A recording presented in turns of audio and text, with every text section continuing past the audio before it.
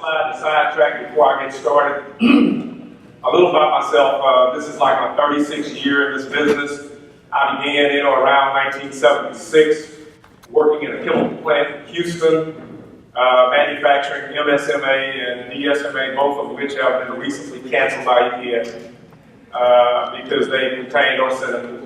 At the time when I began this job, I was about 6'9", 289 pounds. But because I was sitting on arsenic cans eating my lunch, I am no longer Caucasian, I am now African American. I just got a few things we have to lay ground rules on to get them out of the way. So there's not many things with pesticides that I have not seen or done. After college, I went to Iowa and stayed up there for 5 years selling pesticides for American Scientific, Chevron Chemical, so that's manufacturing and sales. I worked for both Jim Hightower and Rick Perry for about 5 years, doing pesticide regulations, specifically registration of pesticides for the state of Texas. So that's 3 things. And now, fourthly, for the 21st year that I'm in down at College Station, I've been the coordinator for this program, what we call the department head or program leader for pesticide safety education in the state of Texas. So my entire career has been spent around products. In my case, I'm the 5th generation in my family. We've been on one piece of ground since 1891. I have a son, my wife's boy. He's 22. I was speaking with him on the way up here, asking him about his condition. He has a health condition. It's called cerebral rectal ductitis. His head is up his butt. And we're trying to figure out a cure for that. So that's a little about me, okay?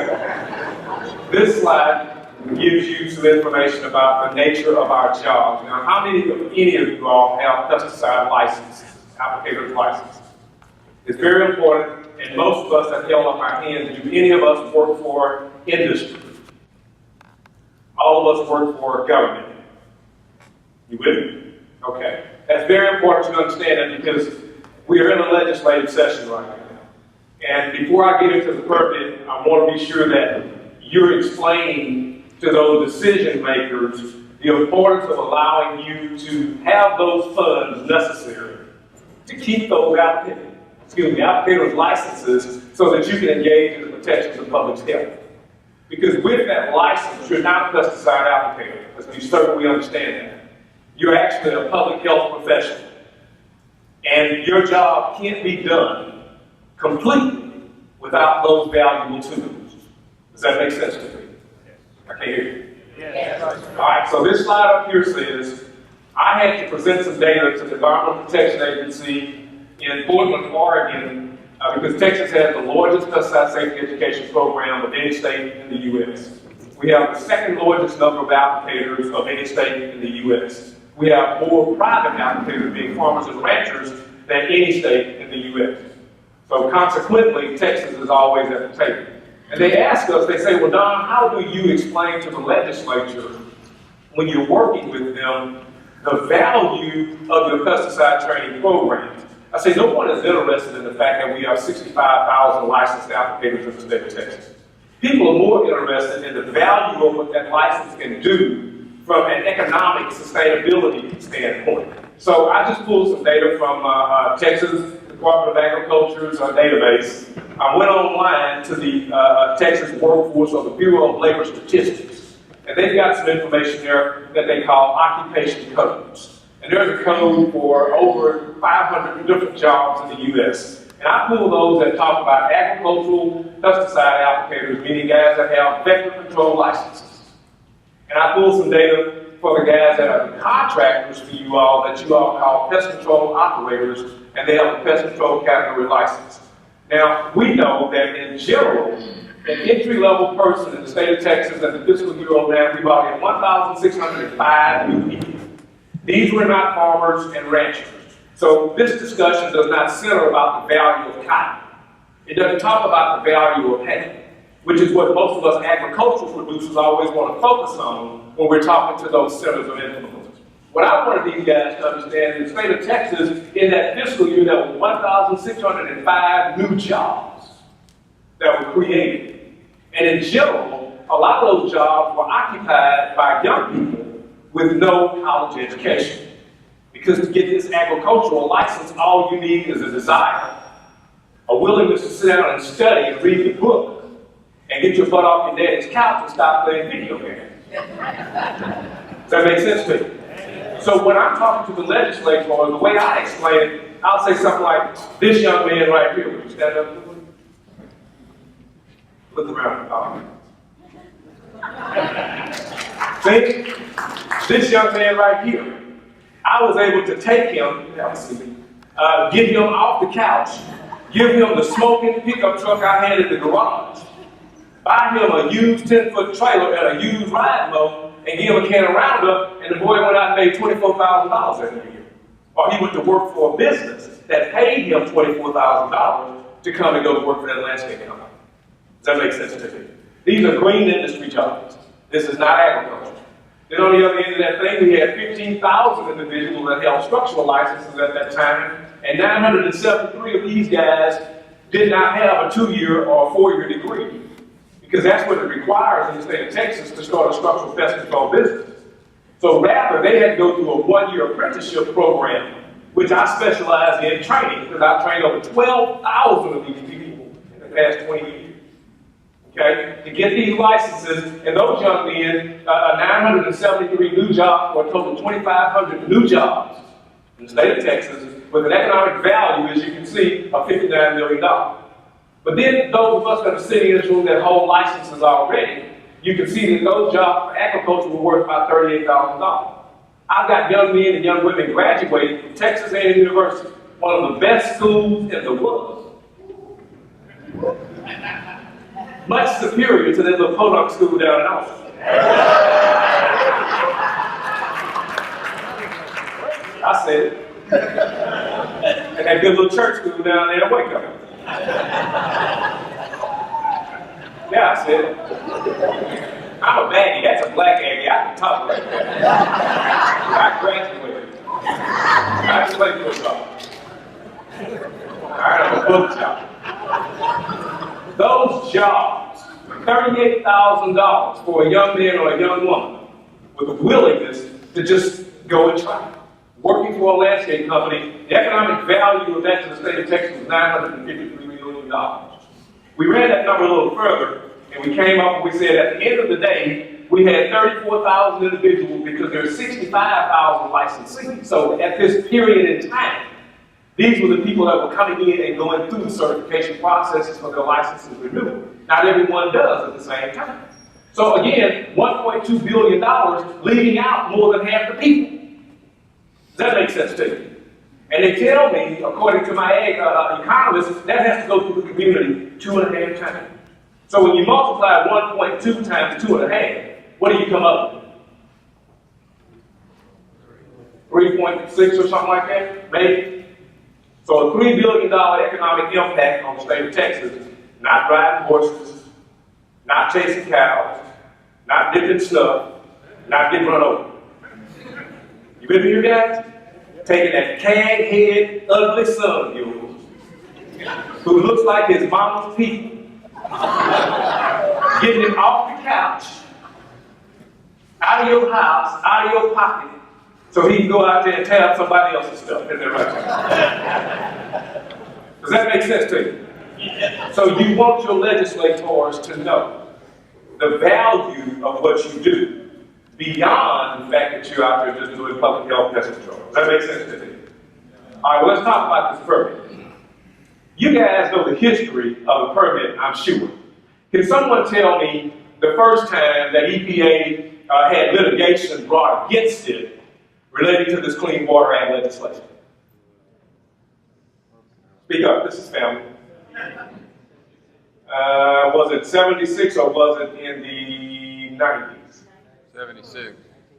Was it litigation brought against EPA by the Ninth Circuit Court of Appeals? Do any of you all remember that? When was that? In the late 90s? Yes? Just say yes. Okay, the Ninth Circuit Court of Appeals heard a case that was brought by a group of individuals, And I always tell my agricultural audiences, because I had over 200 people down there in Waco today, and you know how us ag boys are, we all overweight. We all got gray hair. And we all like to rear back and put our hands on our fat bellies. And then look at people and say, oh, he's stupid. He's a conservationist. He's a tree hugger. I know everything. And I had to remind them that the population is changing. That people don't want to hear that we're the original conservationists because they really don't trust us as the original conservationists, even though we are. Does that make sense to you? And that as the population gets younger, those guys, the things that interest us, they don't necessarily interest them. So you have to use a different approach when you're talking to that younger audience, and they are not stupid. And they're not environmentalists. And they're not conservationists. They're concerned citizens. Does that make sense to you? I can't hear you. Yes. Each one of you all had challenges this past year from people in your communities, and they weren't stupid. Were they? He's taping this. They weren't stupid. They weren't conservationists. I know you, young lady. Didn't I train you? How do I know you? That's right.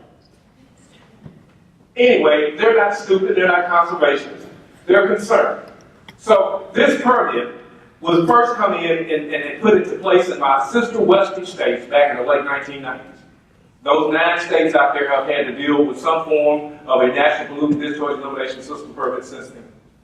Then we come along here in the mid-2000s, and that same group of individuals, or a similar group, went to the 6th Circuit Court of Appeals. What happened there? EPA lost. Because they had UT lawyers. You can't win a case if you can't get a good lawyer. Does that make sense to you? So they lost. And the way it's told in public, EPA was the one who was prodding this legislation along. EPA does not do anything. EPA has to be prodded. Congress writes law. EPA simply translates and promulgates regulations. Does that make sense to you? You with me here? Yep. With that in mind, then the rest of the country had to come under this thing. Do you guys know that even all the way up to November the 1st, 2011, this entire 5-year process could have been averted? How many of you all were aware of that? Raise your hand if you knew all this. Congress, the House of Representatives, had a bill. They reconciled it, moved it over to the Senate. That's the way bills work, isn't it? And the Senate voted on it, on the full floor. 2 individuals, how many? Would not vote for it. So consequently, it couldn't move to the president's desk, or it couldn't be put into act to repeal this law.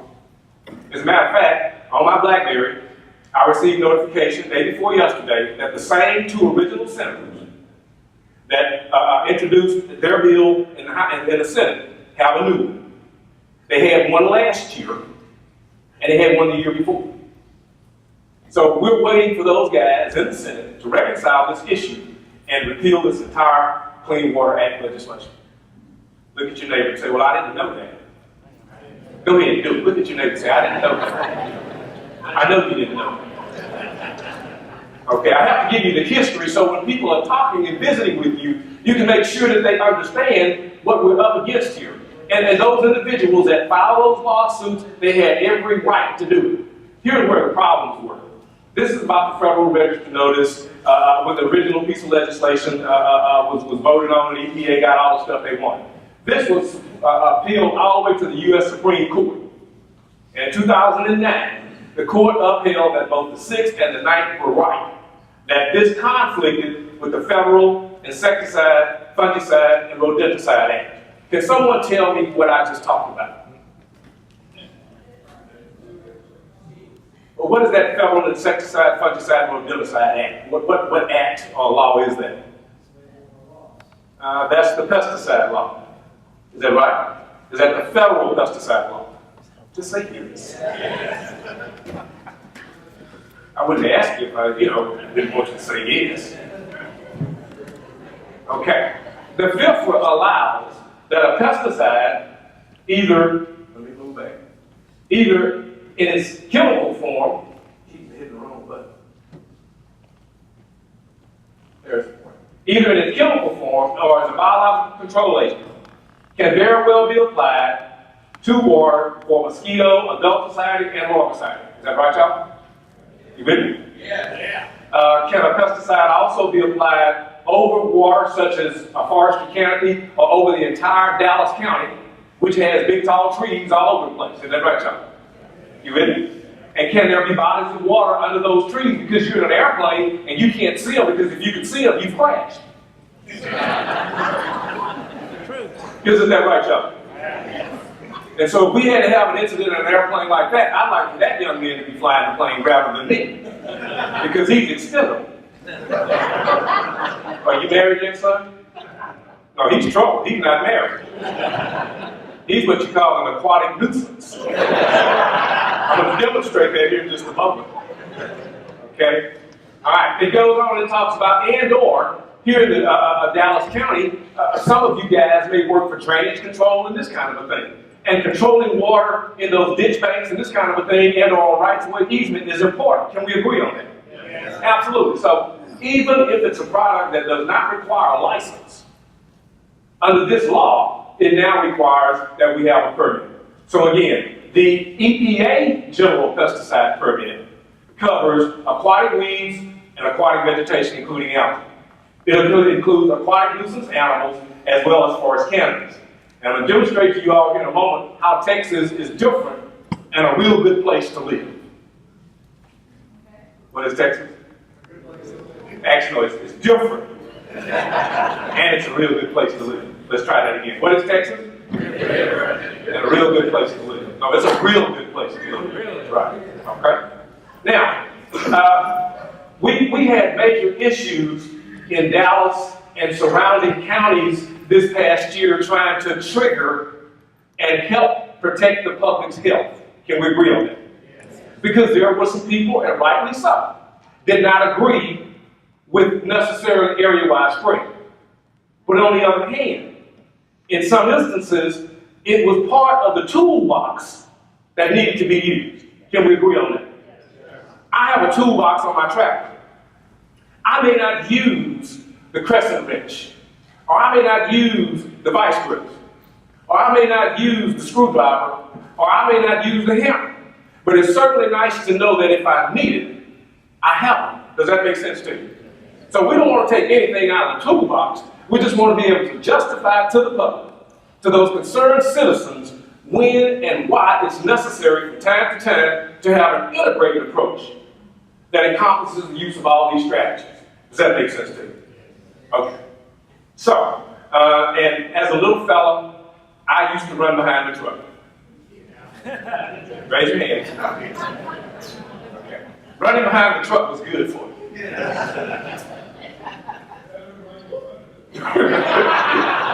Now, see, that would have been a UT guy. Only a T-simple would have ran in front of the truck. On this example of aquatic nuisance animals, I've raised 6 girls. Same thing I see. Only one of them belonged to my wife and I. The others were sisters' kids and brothers' kids who came by for Christmas and New Year's or Thanksgiving and discovered that we ate in our house pretty regularly. And I had the lights on all the time, and that it was a pretty nice place to live, so they wouldn't leave. The oldest one of those is 39. I had to actually marry her off. I went down to Dale and just found a boy coming out. They say, "You'll do. Here's $5,000. Go buy a house." Aquatic nuisance animals. I learned a lot about those raising 6 girls, because we had a pond in the backyard with the little thing you jump off of and go swimming. It's amazing when a girl puts on short pants, them little pumps like that show up all the time. And we live 20 miles in the country. I don't know how he found them. They just show up. Are you with me? Okay, aquatic vegetation. Do we here in Dallas County work with water? Do we here in Dallas County have expectations from the citizenry that we're going to do a good job affecting control of problems with water. So do we use herbicides in Dallas County? Okay.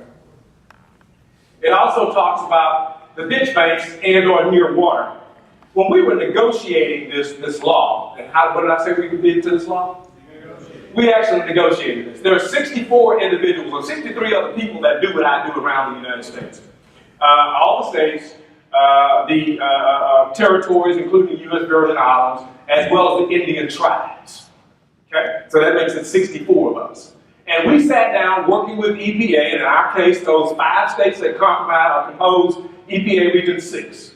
Arkansas, New Mexico, Oklahoma, Louisiana, and Texas. Working right here in our regional office with our water people, we worked our way through this stuff so it made sense. We had to get an interpretation of which one of these was near water applications. Now let me ask you, which one of those is near water? Near water. Well, believe it or not, the federal interpretation is both. You pay attention? Because while this appears to be navigable, meaning you can put a boat in it, at any point in time, this could become navigable because God might make it rain. And if God makes it rain, and you made a pesticide application over here in this vegetation for vegetation control, and then you find that you have residues in that water, because it can happen, then you need to have a permit, regardless of whether or not that is navigable at this time. You with me here? Also, regardless of whether or not you expect that it may never rain, you still have to function under the Texas Pollutant Discharge Elimination System permits. Now look at your neighbor and say, that's a good explanation. We're all going to jail.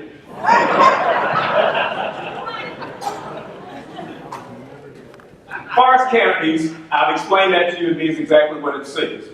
Now again, Texas adopted our permit on November 4th, 2011. This is a 5-year deal. How long? 5. How far into it are we now? Come on now, don't use that UT man. We're moving into the what? Okay. And now it says the federal permit, because Texas has air and water permitting authority.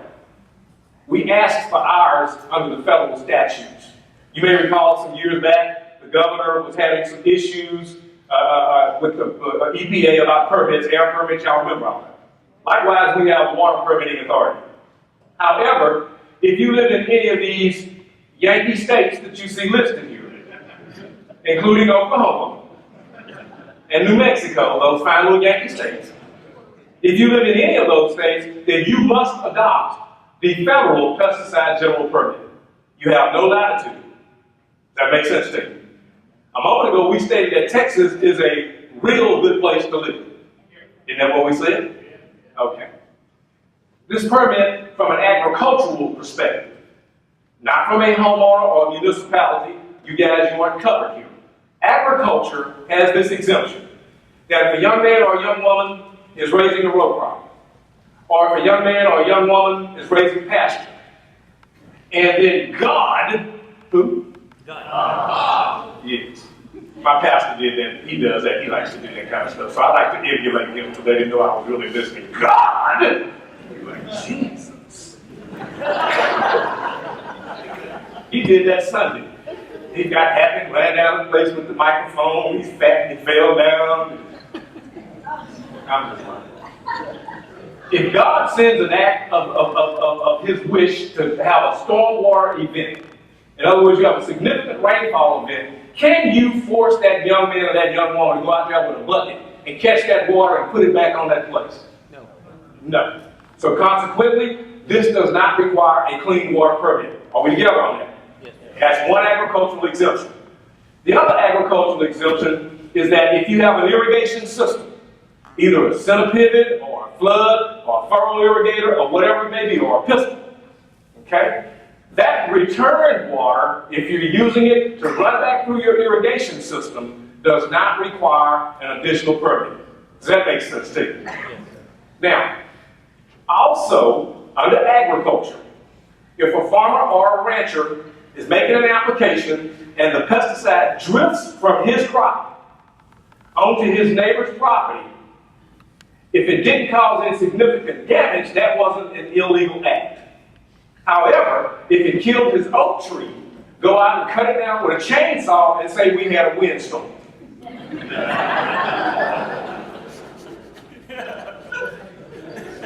Well, that's what a smart farmer would do. Okay, because his neighbor's going to sue him, isn't that right, y'all? Yeah.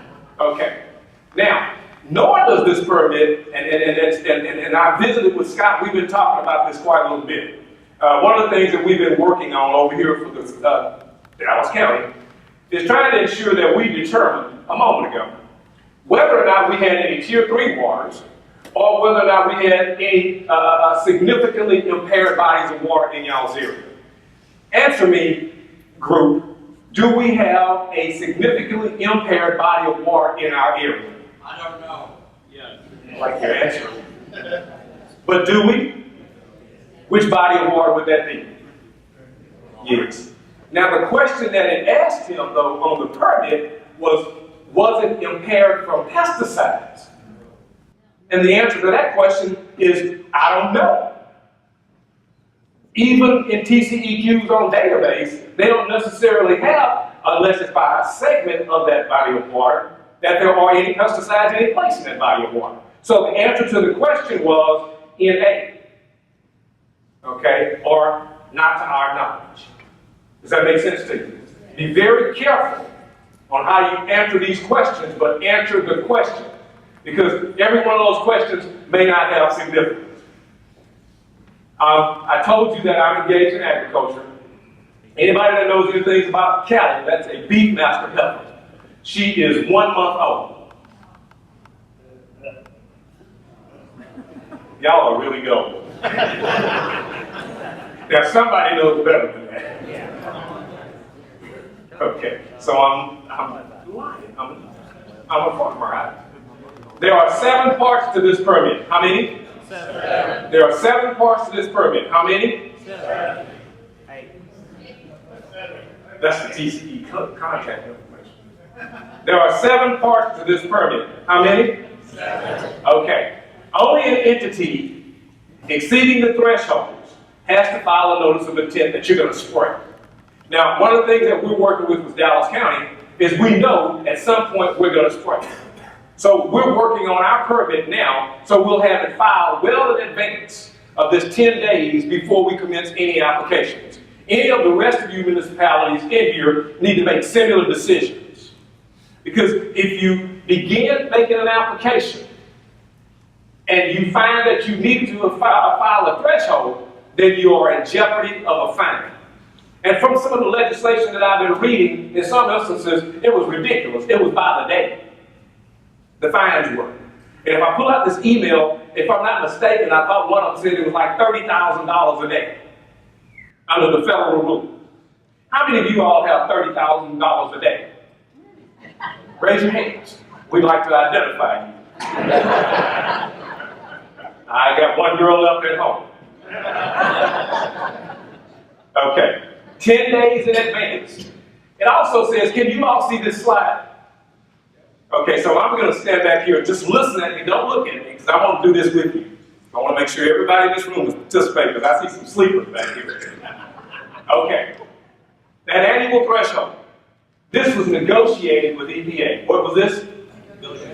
Okay, what we did, 64 individuals working with EPA and concerned citizens nationwide. EPA, when they first put out their thresholds for doing mosquitoes and other flying insects, they said that if you exceeded 640 acres in any state in the United States, you were going to have to file that notice of intent. Texas submitted from the TCEQ, working through hearings.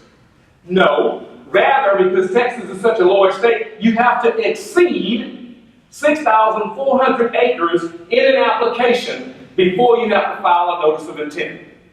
The sister states saw what Texas said, and believe it or not, they agreed, so consequently, EPA also allowed that to be the threshold. That's why Texas really is a good place to live. Because we exerted and demonstrated leadership. What did we exert? Leadership. And demonstrated leadership. Also, if you're doing aquatic weeds or algae, if you live in Oklahoma and you have an 8-acre pond, if you spray it 10 times, you have gotten to how many acres? You now must file with the Oklahoma Department of Environmental Quality and get a permit. If you live in Texas and you spray 499 acres, 6,399. If you spray 6,399, you get your weed eater and you walk a little ways, you have commenced a new application. That was an integrated pest management strategy. It sounds ridiculous, but it's not. If I was spraying at first, and then I used a mechanical method, doesn't that make sense? I can't hear y'all. Everybody's silent. Yes. Texas is a good place to live. Let's try that again. I'm out here in a body of water, my pond, in Texas. It is 110 acres. I sprayed 99.9 acres of my pond with an aquatic herbicide. Then I took the rake and I drug it a couple of strokes because I was getting the rest of the vegetation out. I just used another integrated pest management strategy. Isn't that correct? I can't hear you. Yes. So consequently, I did not make a contiguous application. Did I exceed the threshold? No. And there is nothing wrong with using integrated pest management strategies. That encourages you to not use as much herbicide. Now, some people might have a problem with that. But just pay attention to what I just said. Did you stop spraying? Yes. Did you use another strategy? Yes. Did you reduce the amount of chemical you used? Yes. That's what it's all about. If you live in Texas and you are doing a rights of way for Dallas County, there are more than 200 miles of rights of way in Dallas County. Is that correct? Yes. I can't hear you. Yes. But are they contiguous and linear? No. So, if you spray 199 miles of contiguous, linear right of way, and you stop spraying, and you get out and you take a lawnmower or a shredder, what did you just use? An integrated pest management strategy. You used a mechanical control. It did the same thing. However, it wasn't contiguous, and if you began spraying again, it wasn't what? Accumulative. Do you understand that?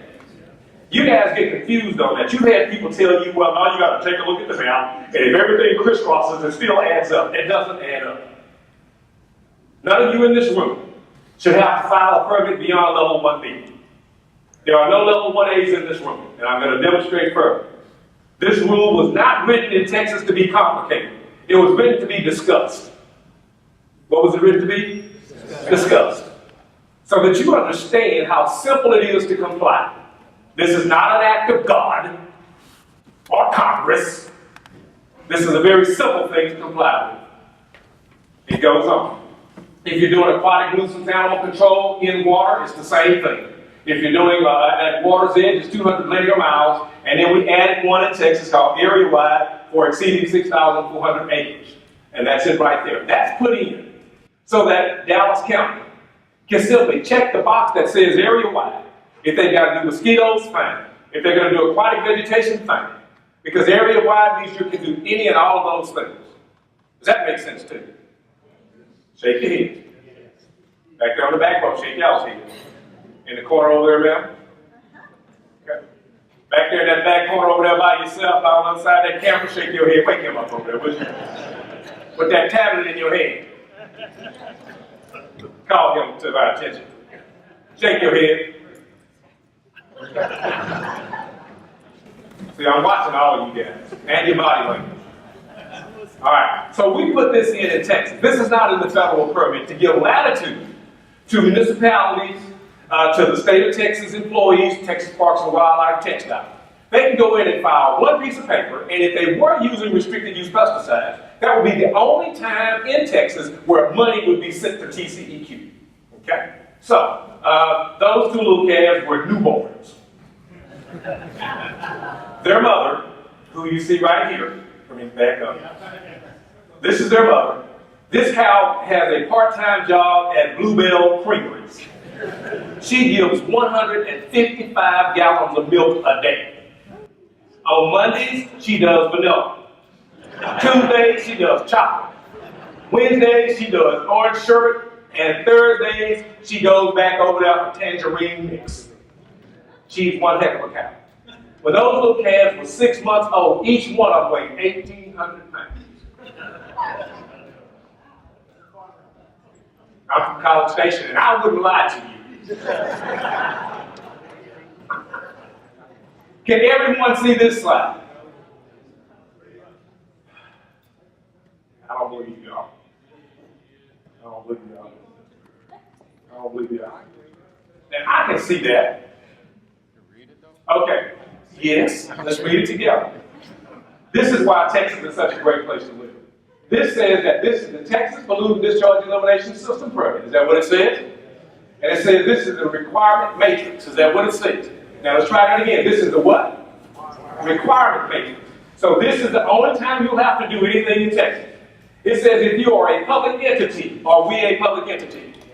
Okay. Do we have both public and private access? Yes. The only time that you have to pay any money in the state of Texas if you use a federally restricted use pesticide, such as picklorn, okay? Or you use a state of Texas state limited use pesticide, such as 2,4-D. If you do not use one of those types of pesticides, and you do not exceed these thresholds, the 6,400 acres, the 200 linear miles, the 100 surface acres, if you do not exceed those thresholds, then you do not have to file a notice where it's electronic or paper copy, where you actually have to pay for it and it goes to the headquarters.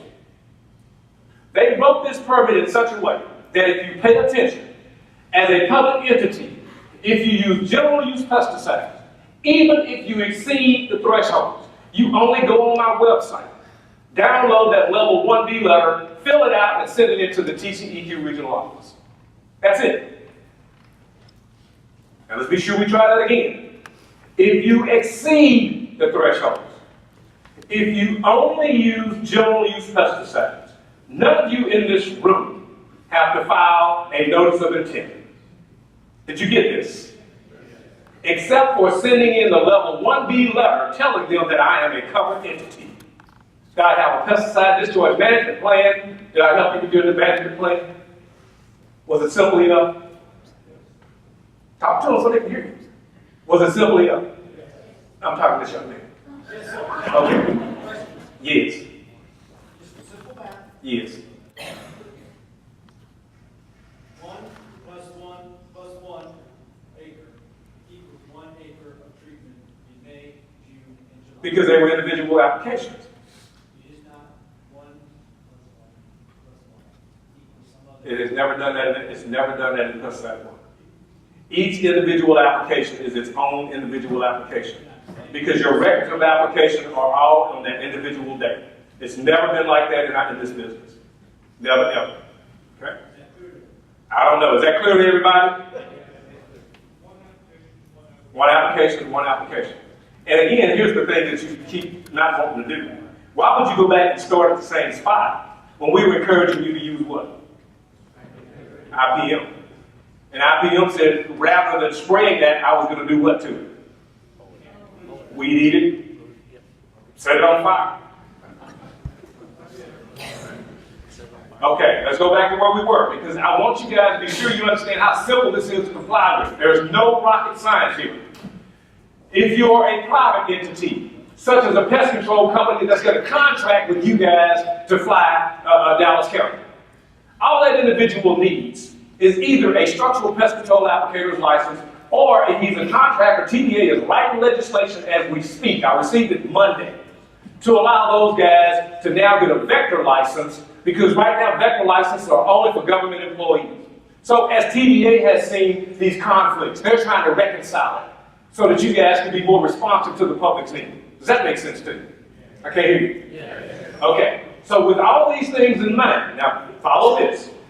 All these people, both public and private, if they use general use pesticides, and by the way, there are 7 synthetic pyrethroids for mosquito control, and none of those are restricted use. There are 2 organophosphates for mosquito control, and neither of those is restricted use.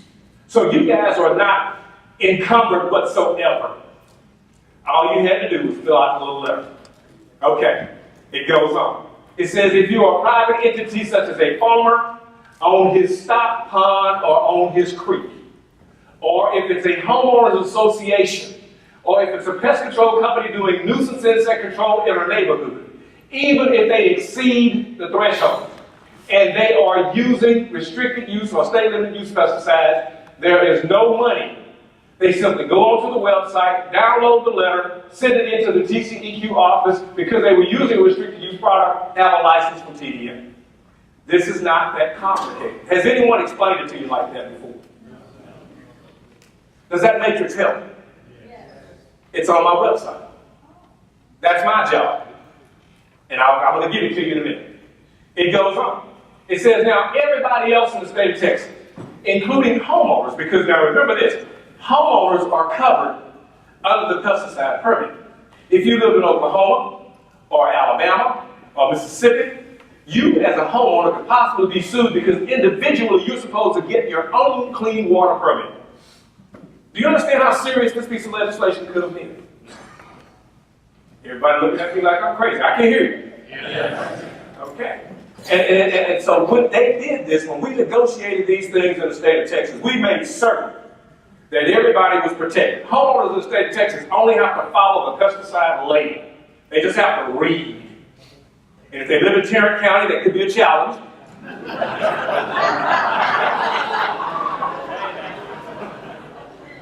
I said it. I said it. Because they got TCU over there, ain't that right, y'all? Yeah, I said it. I'm picking on all the schools. I don't give anybody any reprieve. If you live in Lubbock County, you got a little Podunk school out there too. Look, when I'm done speaking, I'm a totally different person. All this is just to keep, you guys entertained and involved. After that, I don't care what you do. Okay, it goes on and says public or private entities that are below the threshold. A homeowner that would have used the restricted use pesticide would have needed a license. But other than that, farmers and ranchers and all my small municipalities, all those guys pretty much had to do was just go onto the website, download a level 2 letter, keep it on file. So business owners and others, they just go on my website, download the letter like this young man and I was sitting on the computer, I walk through it, put it in a file. Keep it in that file for the remaining 2.5 years of this permit, and no person in Texas can sue you under the Clean Water Permit, the Clean Water Act. Do you understand? No person in Texas can sue you under the Clean Water Act if you just download the paper, fill it out, and put it in a folder. That's it. TCEQ's intention has been misinterpreted. They were not trying to establish new regulations and put an adverse burden on any person in the state of Texas. As a matter of fact, the 2 gentlemen that were the key authors and the program were both Aggies. So you know it had to make sense because it was complicated, so an Aggie made it simple. Well, we can't add that up because 1 plus 1 is not 2. They were separate applications. Okay? So, homeowners don't have to do anything in Texas except follow the label. You all are the operators. Who are the operators? Okay. If you are the key individual, this young man and I were talking about, well, who's going to sign the permit? And I told him, well, it should be the county judge. You know what I said? And you said, I'm going to check to verify whether or not it can be the county attorney. If it's a city, then it should be generally the mayor, but in most instances, it's going to be the city manager. We together on that? Yeah. So these documents have to be executed. If you're contracting, then that entity is doing it on behalf of the operator. They have to function under your rules. You guys had major situations up here this past year, and we're not going to talk about it, but I'm not certain you were in compliance when we began those aerial applications because we didn't go in 30 days later and file a notice. As a matter of fact, we may just now be getting our notices straight. Look at your neighbor and say, he knows. He knows. Yeah, that's why I'm here early this year. So you all can see how simple it is if you choose not to work with the county and you want to work as your own individual entity. Again, you probably are going to be a level 1B. Does that make sense to you? Every one of you are. There's nothing you need to do outside of coordinate with my good friend over here. All right. This is a snapshot of our website. Now, when you log onto the website, every entity in Texas must have a copy of this permit in a file in your office. So if you choose, as whatever the name of your city is, to do this for yourself, you must download a copy of that permit. You must download a copy of that permit, and you must have it in your possession if you are ever audited. Does that make sense to you? Yes. Also, the level 1B letter is right here on my file.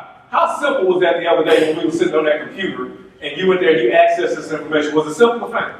So easy that. Did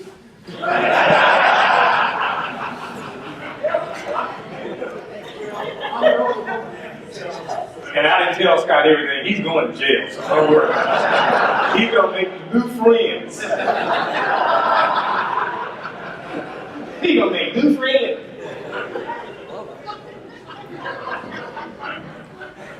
Take it on me, boy. I'm a speaker.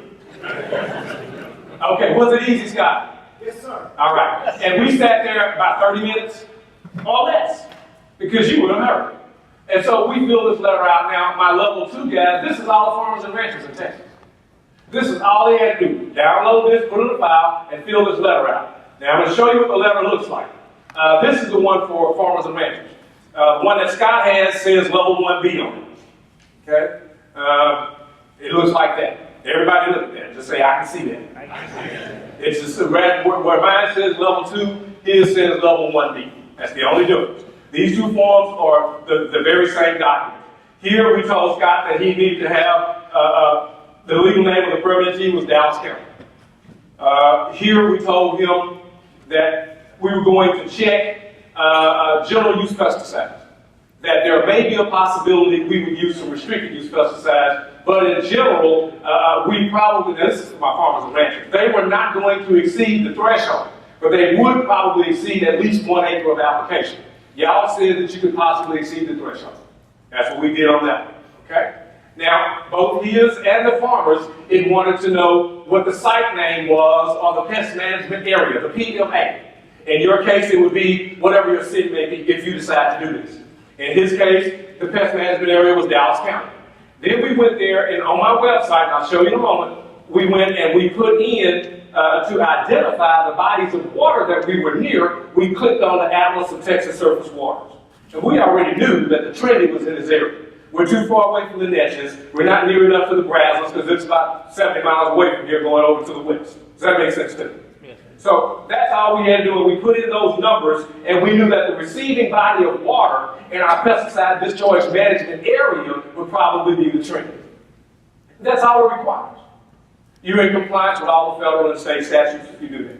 It says now, and on his, we also again checked area-wide. Even though we could check mosquitoes and vegetation, we did this, and on most of the ones with the farmers and ranchers, I tell them to check vegetation and algae control because they'll be doing ditch banks and that kind of thing, fence lines out in front of their properties. You with me, guys? Yes. All right. Now, lastly, and we visited about this, and we were just talking about it. Had he chosen to work with those 13 cities that decided to work and coordinate their activities with him last year, then we could have filled out one of these for each one of those cities. That city's name says, what's the site name? Well, identifier, that could have been DeSoto. You ready? Or Kaufman, or whatever it may have been. And then because he's coordinating that, again, we would have went back on that Atlas of Texas Surface Waters, and if necessary, we would put Trinity River Basin, and whatever, Trinity River Basin, what is that number, 07 or something? 08, and then down here we would put that, the Trinity River. And that's as simple as it is, guys. So it's not complicated. Again, the same information. Now, on the website, you're going to find this Atlas of Texas surface waters. These are all those bodies of water, both tier 3 as well as impaired. Okay? And if you don't see that you fall into one of those, then it's an NA when it asks that question. So that doesn't say you got to have 52 mosquitoes. You could have been out there doing your surveillance and come up out of the lab with one. That's the presence of a disease vector. Is that right? I can't hear you. Yes. How many of those does it take to cause West Nile in a susceptible individual? Okay. So that's a common sense approach, but it was based on integrated pest management strategies, one of which is to look, determine that there's presence, substantiated by what? Using lab analysis, which is science. And then after you use science, then we go on and we use any other strategies we may, including what? Removal of plant materials, is that right? Control of water, is that right? As well as the judicious use of pesticides. Does that make sense to you? Look at your neighbor and say, nobody ever talked to us like this. Okay. Under this technology-based effluent limit thing, pay attention. How many of you guys perform regular maintenance activities on your application equipment? Let me try again. How many of you guys perform regular maintenance activities on your application equipment? Let me try it one more time. How many of you guys, from now on, are going to document in your records that we routinely conduct maintenance activities and we keep a record of it?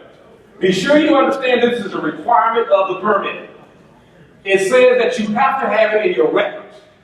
So if you're making weekly applications with seasonal employees, you want to make certain that on that record of application, they put that they maintain that piece of equipment and it was periodically calibrated. Now, generally for the calibration, you guys will call on some of my friends from Target or some of my friends from Van Waters and Rogers or whomever. Is that about the size of it? But you want to make certain that you document and put it in your records that that has been done. If you don't, it's a violation of the record-keeping rules. Do we understand? Yes. Okay. I can't harp on that enough.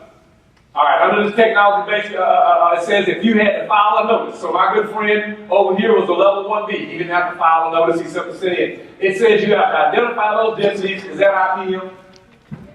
It says you have to consider prevention methods such as mechanical, physical, control, cultural, and biological. Is that IPM? Does it sound like that was written by an Aggie because we said the same thing all over again? I can't hear you. Yes. That's exactly what it is. It's just a repeat of common sense. What is it? A repeat of common sense. All right, the pesticide was selected, conduct surveillance prior to each application. After you're done, assess any environmental conditions, and after you're done, you have to go out and make certain that there weren't any adverse conditions or adverse effects. Under this water quality-based effluent limits, again, what it's saying, now here, if your discharge, it exceeds a numeric or a narrative or a state, territorial, tribal water quality standard, you have to do everything that you can to minimize or mitigate that from happening. Furthermore, it says, now when you did this, if at any time you cause the exceedance of a water quality standard or an adverse effect, then you had to contact TCEQ and notify them 24 hours after you did it. Oh my gosh, I screwed up. Okay, so this is how we do it. Get your telephone, put them up to your ears. Come on. Everybody get your phone. There's that young lady right there. Get your phone. She got her phone. TCEQ, how may I help you? Hi. This is, I screwed up. Come and get me and take me to jail. You with me, guys? Furthermore, 5 days after you've done this, you have to write them a letter telling them what you did to correct that mistake. That's in the permit. So how can we avoid adverse incidents? Calibrate and maintain our equipment. Can we agree on that? Apply only when the weather conditions are conducive for good application. Can we agree on that? I can't hear you. Yes. And then make certain that all of our people are licensed and trained. Does that make sense to you? Yes. That's how you mitigate things from occurring. Okay, part 4 says we're going to monitor. Are we repeating ourselves again? Is that an IPM strategy? Yes, it is. It says you're going to what? Monitor the amounts, you're going to conduct spot checks for adverse conditions, and then if you're an operator that had to file a notice, and Scott and I have been working on this pesticide discharge management plan, and the management plan is on the website, there's a template, and all we did was sat there and we filled it out. And it was simple enough to do. So I would suggest that any of you all that are going to try and do this yourself, then you work with this young man, or you get on that phone, because I'm going to give you my phone number here in a minute, and then we work our way through this process. It's not rocket science. You with me here? Yes. I can hear you. Yes. Even someone from the University of Houston could complete this task. This is a pesticide discharge management area. Your plan would describe what bodies of water there, what you're going to do to mitigate, what thresholds are going to trigger where you're going, and all that kind of thing. Okay? And then it talks about where, in College Station, I set to pull up an aerial map, and as I was working with someone, we were identifying those bodies of water that were of concern, and the things that he was going to do in this watershed to make certain that we managed what was going on. It says corrective action. I'm just about done. If you mess up, again, it repeats itself. You have to have procedures by which you notify those guys what you've done, and then 5 days later tell them what you did. Okay? All right. Furthermore, the records. These records must be maintained for 3 years, even if you're using Roundup herbicide. Under the agricultural law, those of you all that have licenses, how long do you have to keep records? 2 years. Let me try it again. Those of you all that have agricultural licenses for vector control, after you make an application, how many years must you keep it under the Ag Code? 2 years. Let me try it one last time. Those of you all that have agricultural licenses, under the Ag Code, how long do you have to keep a record of an application? 2 years. Very good. Under the Clean Water Act and the Texas Pollutant Discharge Elimination System Permit, how long do you have to keep a record of an application? 3. So you take it from the TDA file and you move it to the TPDES file. Do you understand that? And it's critical, regardless of the use classification of the pesticide. That includes dunks. Okay? All right. The records that have to be kept if you're doing a notice, and Scott and I work our way through this, it says a copy of the notice of intent. It goes on and says surveillance methods, and we put all that in this stuff. It talks about the company name, description of the treatment area, a copy of the pesticide discharge management plan. Okay? And it says must be retained for how long? 3 years. 3 years. All right. The applicators that had to submit also have to turn this annual report in by February 15th to TCEQ, telling them what was going on with that. All right. Up here's the website. I'm done. I got one more slide after that. I only write down the www-alpha-echo-sam.tamu.edu. Now, I would strongly advise everyone that has supervisory responsibilities on behalf of your municipality, put that information down. I don't want to hear about your problems and your crime, because the information was presented to you today in a manner where even somebody that went to school at Harvard could understand this. Would you agree with me on that? Yes. Okay. www-alpha-echo-sam.tango-alpha-mu-union.edward-david-union. That's it. When you pull it up, on the right bar on that website, 4 clicks down, it says TPDES. If you'll click on that TPDES, the first one was the permit. As you saw, the second one was your level 1 letter. That's it. That's all you have to do. And every one of you in this room can put your municipality or the entity that you work for in compliance with this regulation. And most of you all only have to put it in a file. There's a copy of the brochure that I brought for you all. I didn't realize that they'd done such a good job, so I bought a handful thinking they would only be this side of the room. I had no idea y'all were going to show up, so I apologize. But you can download that off the website. Also, there's one for private applicators, and then lastly, there's one for homeowners. So homeowners are covered under this rule. And as I leave you, this little calf right here was 3 months old on that picture. I took him down to the vet when he was a year old, and we had him fertility tested. Well, when he came back home, the doctors had given him some vitamins. And he serviced every cow in a 200-mile radius. I asked my godfather, what kind of vitamins were those? He said, I don't know, but they taste like peppermint. You can't